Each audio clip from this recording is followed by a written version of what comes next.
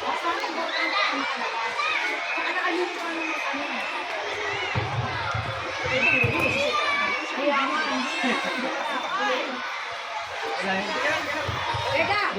magkukosinin na ako.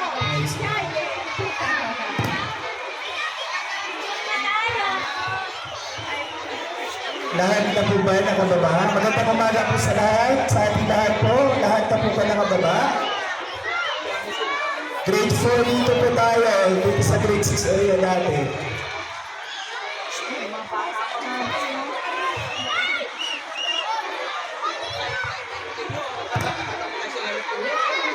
Bakit pakante po yung sa harap ng grade 4 po? Sino po dapat doon?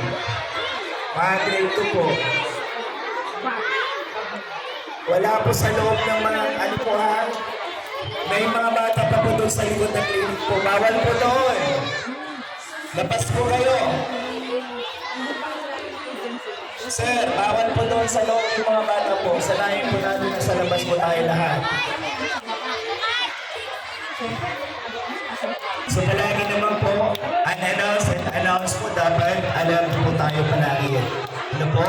Hindi tayo magpapahuli po. Dapat alisto po, ligtas po lagi ang may alam. Ano po mga bata?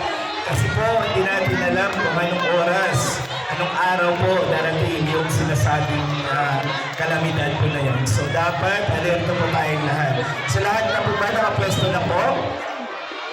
Ay meron pa dito, mga ma'am. So medyo mabagal po ang ating pagbaba. Ano po?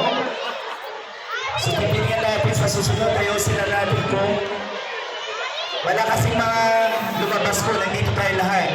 Kasi po, 5 and 6, wala naman po. Sige po, bilis-bilisan nyo na.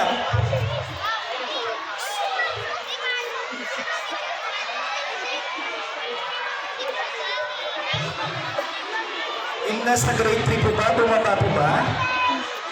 Hindi po sila bumaba?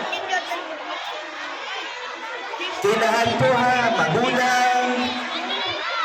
Dapat makisali po sa ganitong pagsasanay po kasi hindi naman pinipili lang po kung sino lang po ang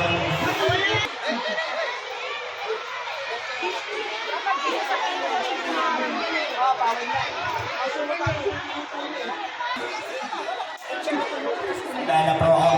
Maraming salamat po sa pag-iisa at sa ganitong mga pagsasanay po. Pwede na tayo bumalik sa ating mga sinigaralan po.